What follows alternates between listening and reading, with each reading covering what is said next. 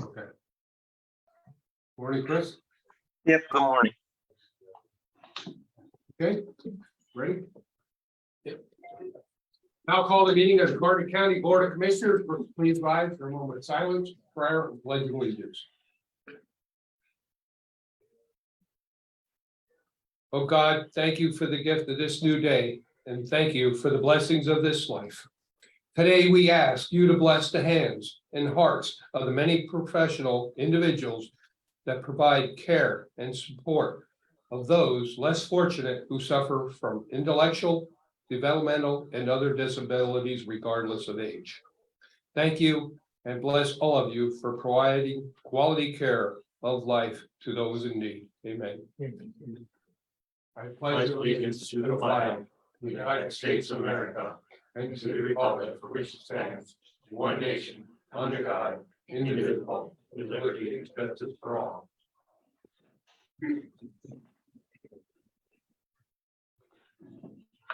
These proceedings are being recorded for the sole purpose of preparing accurate written minutes. Recordings are overwritten following approval of the minutes, eliminating all unofficial records of these proceedings. Your first item is the approval of the minutes. Previous meeting held September 7th, 2023. Motion approved. Second, Mr. Honor? Yeah. Mr. Lukasevich? yes. Mr. Nostine? Show me as not voting since I was absent. Are there any guests concerning county business at this time? If so, please state your name and where you're from. Okay, my name is Lucy Freck. I live at 155 Penn Forest Road North in Towamencing Township, and I'm an officer of Safe Carbon County.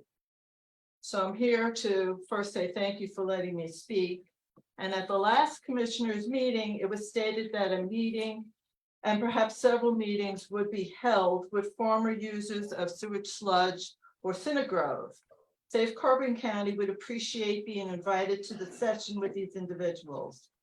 Safe Carbon County has sent you a letter with this request and additional information on our position regarding sewage sludge as a fertilizer. I do not want to take up your time reading or summarizing what's in our letter, but take the time to stress to you what I see as the all-important points of our and my concerns. In a November 2021 article, Maine found so much PFAS in their deer that they issued a do not eat advisory. It must have caught the attention of the PA Game Commission because in January 2022, they issued a warning about eating deer and started testing them. In April 2022, the PA Game Commission reported forever chemicals were not detected beyond the reporting limit, which is a good news for us consuming these meats. But 3 PFAS compounds were detected in a single liver sample at levels above the reporting limits.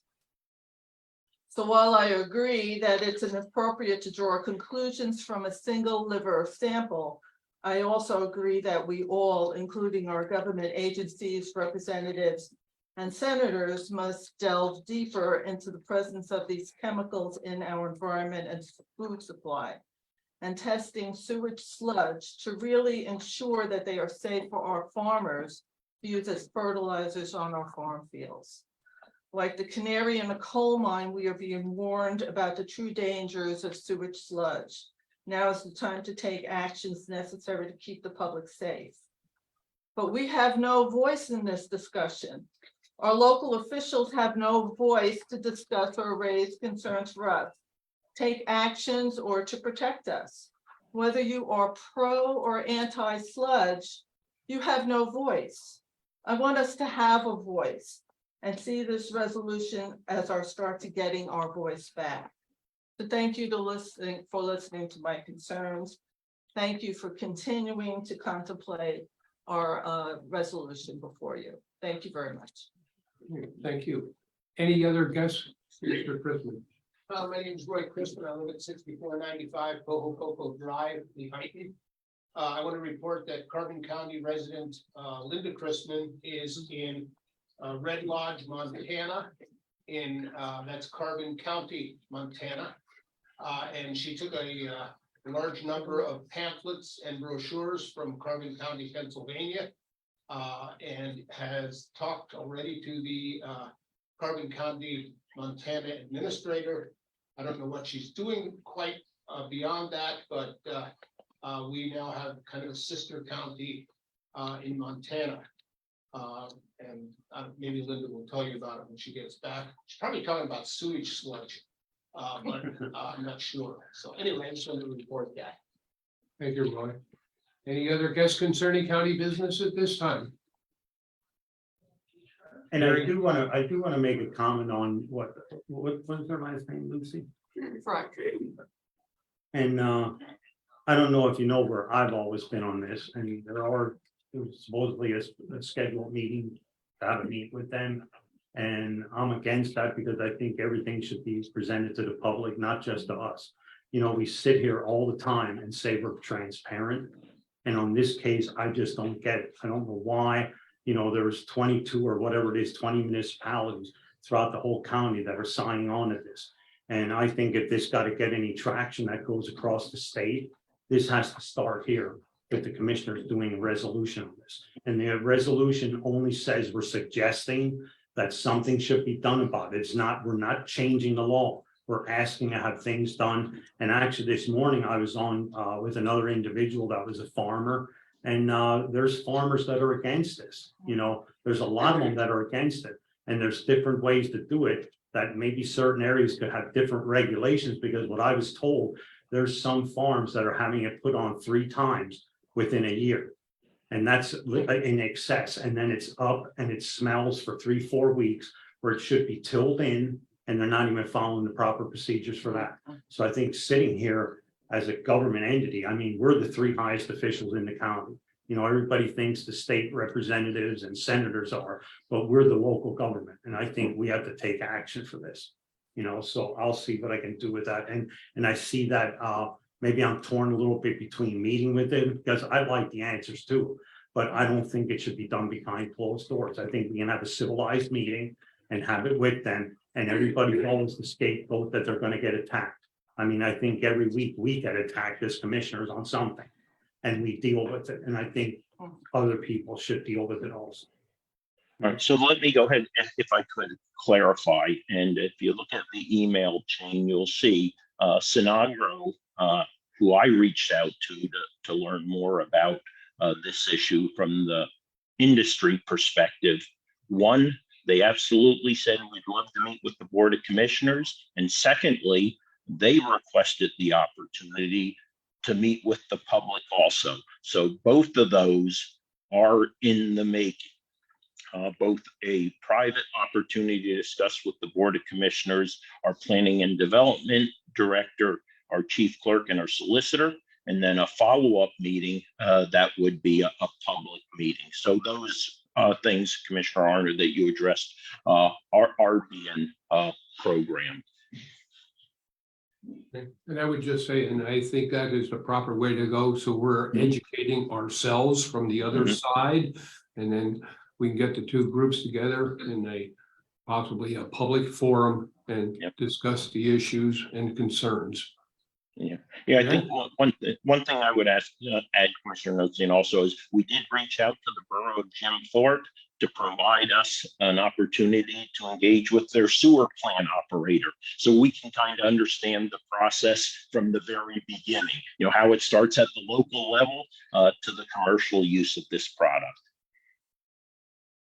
Okay, thank you. Any other comments? Okay, any other guests? Hearing none, we'll move forward. Next item, proclamation for adoption, proclamation number 23-012, acknowledging Direct Support Professionals Week, September 10th to September 16th, 2023. Motion about. Second. Third. Mr. Arner, Yes. Mr. Lukasevich, Yes. Mr. Notstein. Yes, at this time, I'd like to call on Tim Sahosky. If you care to join us up the table here, if you would, please, for comments. Or before we go that far, getting ahead of myself here, but yeah, we'll have our solicitor read the the resolution. Okay, I'll read the proclamation into the record. Whereas direct support professionals are integral to the physical, mental, and emotional well-being of all individuals with intellectual development and other disabilities, regardless of their age. Excuse me. And whereas a direct support professional assists an individual with disabilities daily with the most intimate needs and provides a broad range of support from preparing meals and medications to personal care to transporting clients to school, work, and other activities. And whereas the assistance that direct support professionals provide allows individuals with disabilities to help maintain connections with their friends, family, and community while enabling them to lead fulfilling lives. And whereas direct support professionals build close, respectful, and trusted relationships with individuals they serve. And whereas the participation of direct support professionals in medical care planning is critical to the successful management of medical events, post-acute care, and long-term support and services. And whereas the direct support professionals community encapsulates a multitude of professions, including but not limited to direct care workers, personal attendants, in-home support workers, and paraprofessionals, all of which share an equal role in providing long-term support and services for millions of individuals with disabilities. And whereas direct support professionals have worked tirelessly to support individuals with disabilities, and their dedication will continue to make the Commonwealth an inclusive and safe place for all. Now, therefore, the Board of Commissioners of the County of Carbon does hereby join the Governor of Pennsylvania, Josh Shapiro, in proclaiming September 10 through 16, 2023 as Direct Support Professionals Week to encourage all citizens to recognize and appreciate the dedication and contributions that these providers make to enhance the lives of their clients. Signed this 14th day of September 2023, the Carbon County Board of Commissioners. Tim, would you like to make some comments? Sure, on behalf of the Redco Group and all of the provider agencies across the state of Pennsylvania, I'd like to thank the commissioners for recognizing this important week for all of our direct support professionals, some of who are joining us today in the audience. I'd also like to thank the commissioners for making Carbon County such an inviting area for not only folks with disability, but also those who support them. Amy, any question, news media? Services, can you go elaborate on what Redco does? Sure. So for what we're here today for is our intellectual disability services. So they're residential services. We run group homes, day programs, we transport individuals, help them participate in the community, support them in activities of daily living, things of that nature. And how many clients do you have there? Well over 500. Thank you. And that is just in Carbon County. Carbon County, we have about 100 clients. And about 150 staff. If we're fully staffed, it's 150. Fortunately, like everyone else, it's a staffing crunch, so it's a little bit less that way. So as you can, I would invite our folks to provide your schedules and let them know how many hours they work. Rachel, any questions? Yeah, I mean, this is kind of an obvious one, but why is it so important for you guys to continue the work that you do? Without our services, folks would not have a safety net. We support them in the community. The option, if not for that, would be to institutionalize people, which I don't think anybody would want. If I could add a comment there. So let me personalize this. I'm a common law employer. I have 3 support service professionals who work for me on behalf of my daughter, Molly. I'm able to be here having a little bit of respite because of direct service professionals like we are recognizing during this week. So as a father of a special needs child and someone who takes full advantage of companies and organizations like Redco, and most importantly, the direct service professionals, thank you for all that you do to help ensure that not only individuals like my daughter, but the parents, the guardians, the protectorates of those individuals also have a high quality of life. So thank you. Anything else? I just want to add, Redco, your behavioral health services, not only do you provide quality services for your own individuals, you've helped other providers that are residential, help their individuals stay in the community and avoid institutionalization. Like, you've been a great help, to the folks you serve and also to the other providers in Carbon County. You're welcome. Any other staff members care to make any comments? I'll say something. Sometimes not all we refer to them as consumers. Not all of them have family support, so we become their family. And they want the same what we want. They want to be accepted when they're out in the community. To them, they're not different. And I think like stuff like that for people, it starts at home. When you teach your own children how to act with people with special needs or disability, that's important too. Thank you for that comments, and I think it takes a special person to do what you do.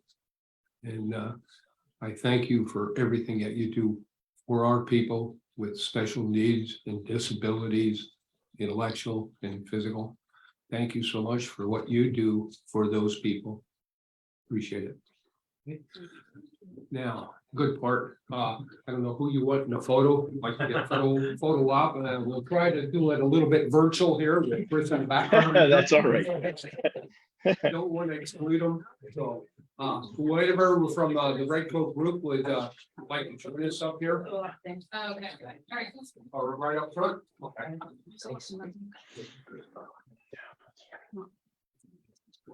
Do we want to say that? Chris is like the city theater, the whole bunch? I'll Photoshop it in later, Rocky. We're good. Oh, okay. Yeah. Yeah.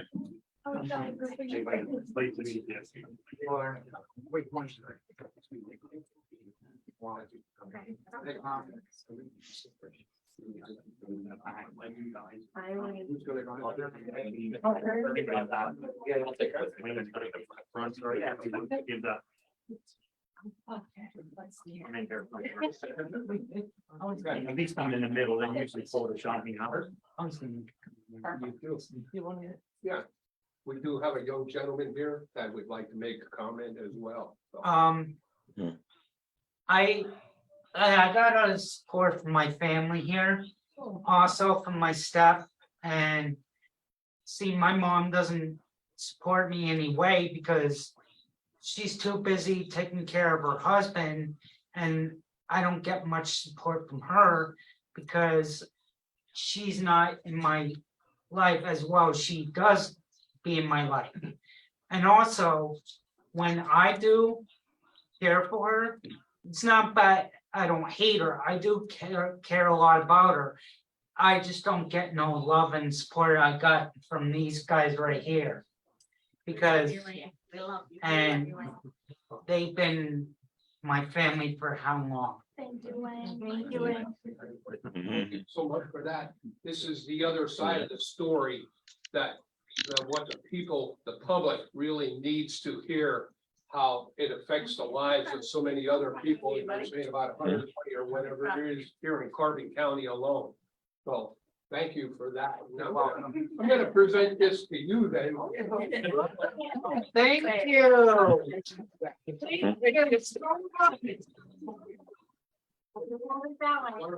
Around this way. Awesome. Look at the camera right there, a little bit lower. You don't want to hide your face. You take one, yep, perfect. Ready, guys? 1, 2, 3. One more for me. 1, 2, 3. Okay. Thank you so much, guys. Watch your step.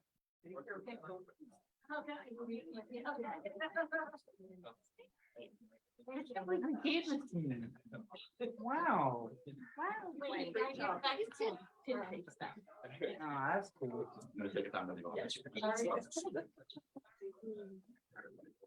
Nice speaks. Good job, buddy. Nice speaks.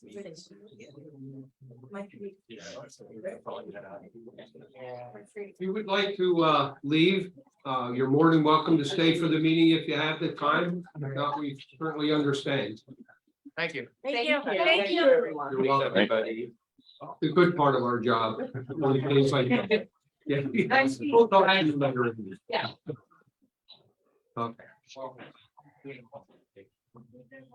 I always say like when I do that, achieving the disability, I always say, like, are you sure you're not the disabled ones and you're the correct? You know, sometimes I say some of these people that have autism and stuff like, you look at them, they're so smart, like. Sometimes they think they know more than what we do.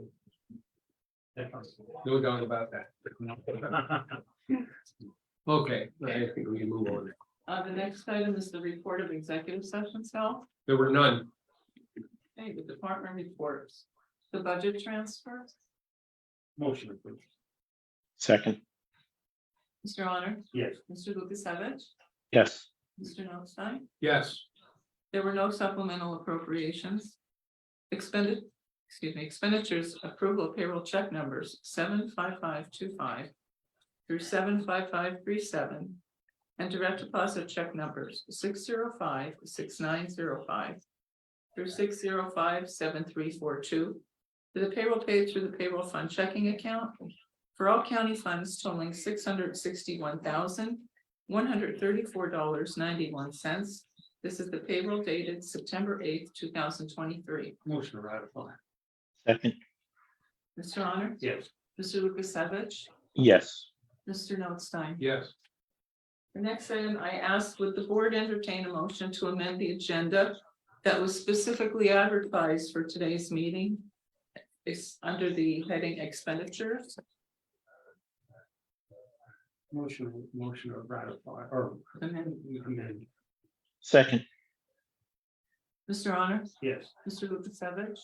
yes, Mr. Notstein? yes, Approval of check numbers 238, 459 through 238646 for expenditures to the general fund clearing account. Adding to the area agency on aging $23,597.56, making the total for that fund to be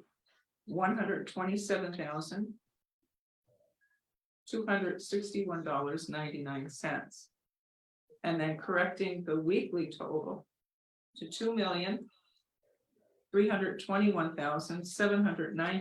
$2,321,794.53. Motion with the correction. second, Mr. Honor? Yes. Mr. Lukasevich? yes, Mr. Notstein? yes, The treasurer's report? move to acknowledge, Second. Mr. Honor? Yes. Mr. Lukasevich? yes, Mr. Notstein? yes. At this time, we're gonna recess for our salary board. I'll now reconvene the meeting of the salary board from last week. Okay, the first item is the approval of the minutes of the salary board meeting held August 3rd, 2023. Motion approved. second, Mr. Severcek? Yes. Mr. Honor? Yes. Mr. Lukasevich? yes, Mr. Notstein? Yes, are there any guests concerning salary board business? Hearing none, we'll move on. Report of executive sessions held. There were none. The next item is the Pocono County's workforce development area. Abolish the position of one WIOA fiscal manager, career link fiscal agent at $26.11 per hour, a grade S8, step G, effective September 11th, 2023. Motion approved. Second. Mr. Severcek? Yes. Mr. Honor? Yes. Mr. Lukasevich? yes, Mr. Notstein? Yes. Okay, okay, at this time, I'll adjourn the salary board meeting till next month. This time I'll reconvene the weekly meeting of these commissioners. And the first item is the personnel report. Motion to approve with the changes to the election part with Julian Berger and spelled BERGER instead of BURGER.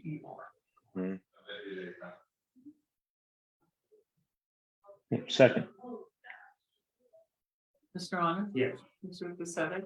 yes, Mr. Notstein? Yes, Next item is the acknowledgements for courts and row offices. Move to acknowledge. Second, Your Honor? Yeah. Mr. Lukasevich? Yes. Mr. Notstein? Yes. Correspondence was received as listed. Copies will be made available to the press upon request. Children and Youth for approval and execution. Children and Youth Services fiscal year 2022-2023 needs-based plan budget amendment in the amount of $1,761,980. motion approved and execute. Second. Mr. Honor? Yes. Mr. Lukasevich? Yes. Mr. Notstein? Yes. Next item is the invoice report for approval and execution. Children and Youth Services fourth quarter fiscal year 2022-2023 Act 148 invoice report, which will result in the county receiving $1,298,558. Move to approve and execute. Second, Mr. Honor? yes. Mr. Lukasevich? Yes. Mr. Notstein? Yes. Needs-based plan for approval and execution. Carbon County Children and Youth Services needs-based plan and budget for fiscal year 2024-2025, totaling $10,504,989. Move to approve and execute.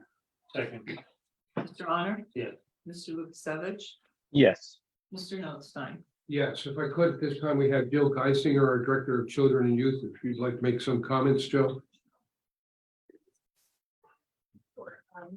Children Youth needs to establish a needs-based budget every year. We like to predict what our spending will be, our future financial needs to for the next fiscal year. We operate from July to June. We also get to Jill, can you hear her all right, Chris? Yeah, I actually can't see her, but can hear her. She's off camera. You should know better. There you go. Yeah. the needs-based budget is also a time for us to promote our strengths and identify our gaps. So some of the things I'd like to highlight on is that we've done really good in teaming. So finding providers and services that our families can use and bringing them into our agency so that we can provide those resources. We have increased our permanency with our children 26% from the last fiscal year, which means we have permanent, loving, adoptive, supportive homes for children, and some permanent legal guardians who took in children. So we had 7 adoptions and the rest were all guardianship for our children and return homes. We also had a 39% decrease in placements over the last fiscal year, which again, I think is reliant on having good contracts and good communication and collaboration with outside agencies. We've done a lot of diversionary services, which having children who are truant going to an outside service first before coming into Children Youth, and then also using our services to help families in need, such as Homestead Services, Concern, and Justice Works to provide those services for our families. And what we're looking at in this budget with a little bit of increase that we asked for the state and federal funds is to increase our evidence-based programming. So that is data-driven programming that has positive outcomes for families. It also helps with behavioral health concerns, which we saw a 22% increase in behavioral health concerns reports over the last fiscal year. So we want to make sure we have those good evidence-based program that's going to provide the data we need for the future. We also want to have tenured dedicated staff. We have a 47% turnover rate in our agency. So we want to make sure that we're providing the best service to our staff so that they stay, they learn what to do, and they help our families that are in need. And another thing is to increase our collaboration. So bringing in partners, participating in events, building relationships and supports. And if we do that, we can support our families in need. So in a nutshell, is our budget. Thank you so much. Jill. As you can tell, with the projected budget, the 2024-2025 is over $10 million. So that is quite an investment, not only by the county, but by the state and our children and youth. And we take that seriously. Okay. Okay. Next item is Human Services. For approval and execution, the Human Services non-block grant plan, the 2023-2024 state fiscal year for Carbon County's Human Services Development Fund and Homeless Assistance Programs totaling $77,359. Plans for the Carbon Monroe Pike MHDS and drug and alcohol are being submitted with Carbon County's Human Services Development and Homeless Assistance Plan. Motion to approve and execute. Second, Mr. Honor? Yes. Mr. Lukasevich? yes. Mr. Notstein? Yes. The solicitors report? Thank you. Relating to the county parking lot, seeking a motion for approval and execution of a special activities agreement for use of the county parking lot by Pennsylvania Running Company LLC of Phoenixville, Pennsylvania, for a half marathon and full marathon to take place April 27th and 28th, 2024, pending receipt of a valid insurance certificate. Move to approve and execute. Second.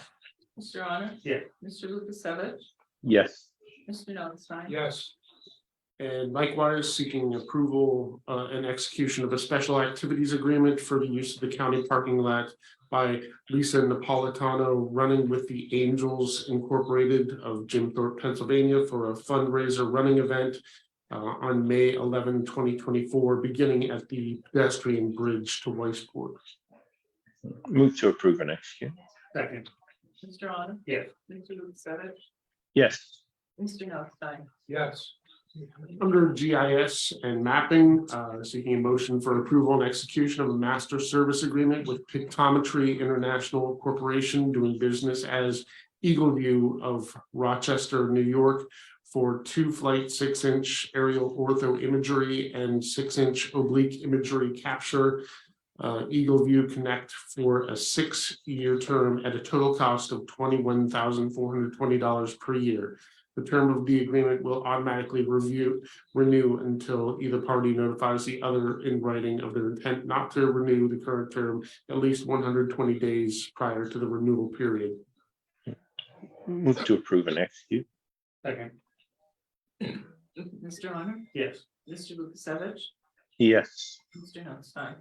Yes, real quick on that, the resolutions will be, it's for a flyover in 2024, early spring, before the leaves are on the trees. And again, in 2027, and the resolution will be going from 9 inches to 6 inches. It gives a lot better clarity. It doesn't seem like a lot, but compared to what we had many years ago when it was like at 2 feet, it's extremely important to our 911 and other responders. I just wanted to point out a little bit that that site gets 400 visitors a day, or a total of about 150,000 or a year. So the site is very well used by various people, realtors, business development, etc. So it's an extremely busy site that the county has.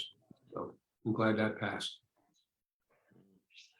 Next, under Mock Chunk Lake Park, seeking a motion for approval and execution of a special activities agreement for the use of Mock Chunk Lake Park by Walk to End Alzheimer's on September 23, 2023, pending receipt of a valid insurance certificate. Motion to approve and execute.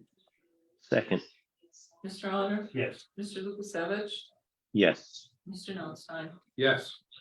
And seeking a motion for ratification of a revision to the special activities agreement for the use of Mock Chunk Lake Park by, which was previously approved on September 7th, 2023 by the Wildlands Conservancy for the Panther Valley School District field trip, September 14 or 15, 2023, pending approval of the Pennsylvania Fish and Boat Commission. Motion to ratify. Second, Mr. Honor? Yeah. Mr. Lukasevich? yes. Mr. Notstein? Yes. And lastly, seeking motion to adopt resolution 29 of 2023, urging the Pennsylvania General Assembly to reauthorize chapter 53 of title 35 of the Pennsylvania Consolidated Statutes with 9/11 surcharge increase to support next generation 9/11, the next generation 9/11 system across the Commonwealth. Motion to adopt. Second, Mr. Honor? Yes. Mr. Lukasevich? yes. Mr. Notstein? Yes, if I can call on Gary Williams to come up, please, and explain a little how important this really is to the county that we get this bill passed and the effects it has on the county.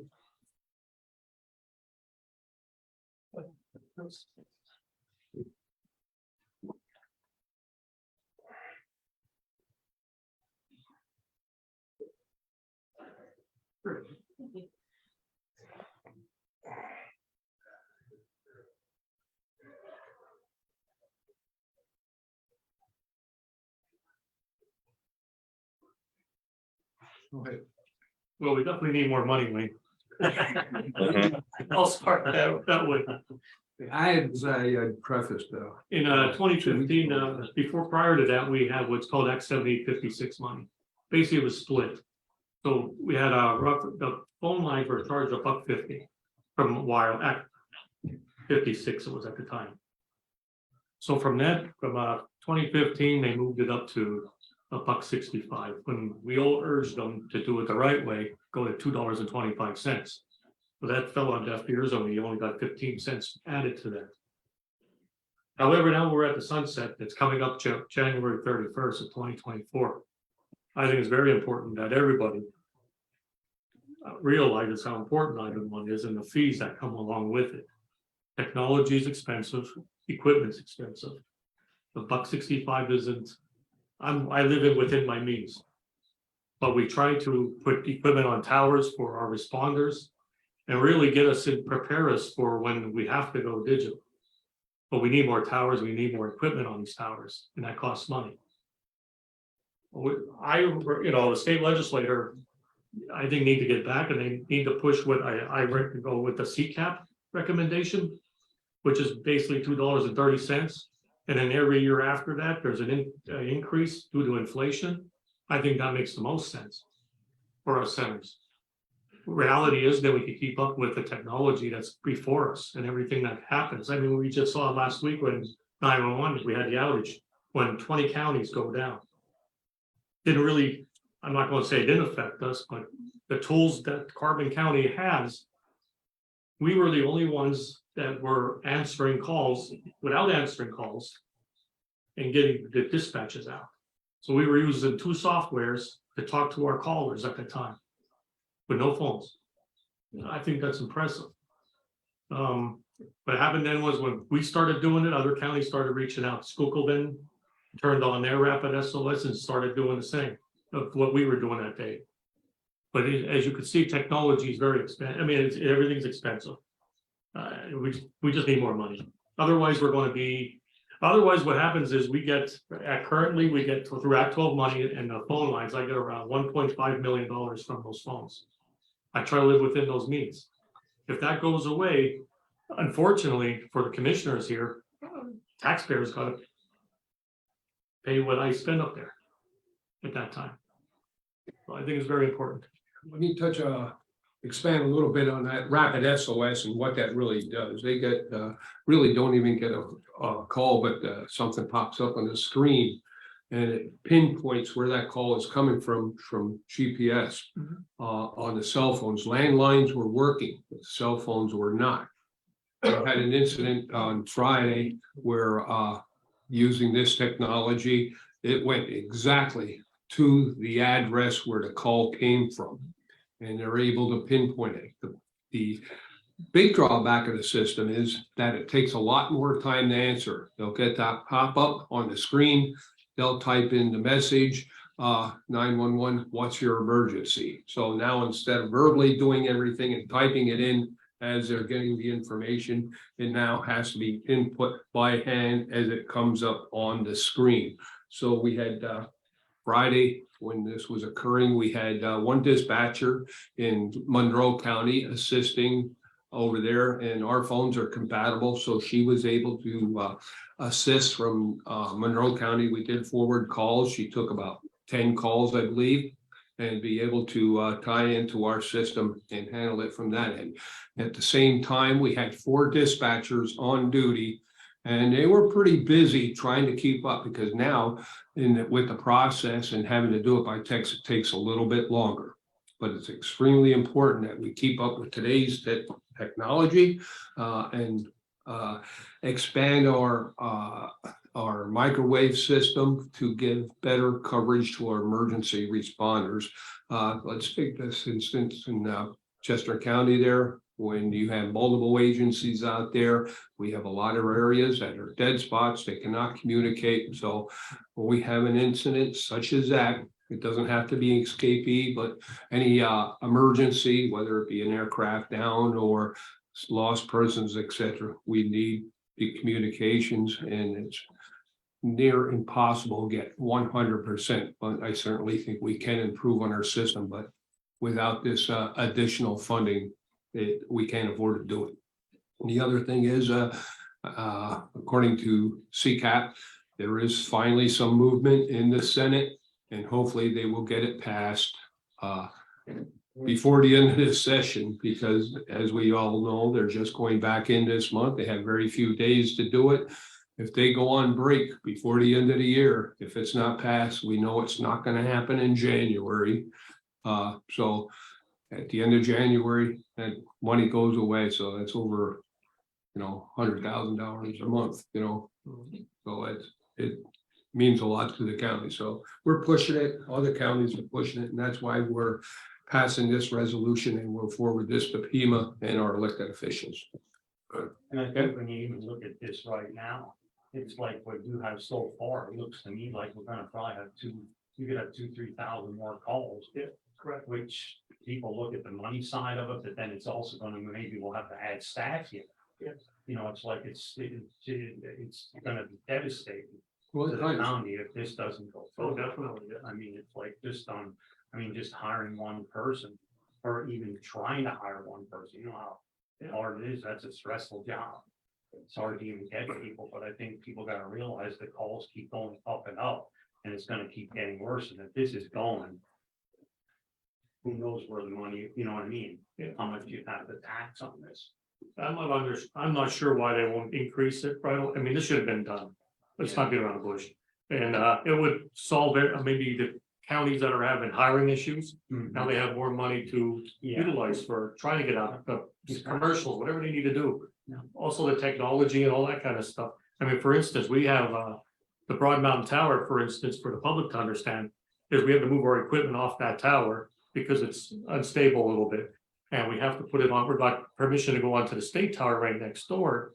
And it's going to be around $250,000 to $300,000 to move that.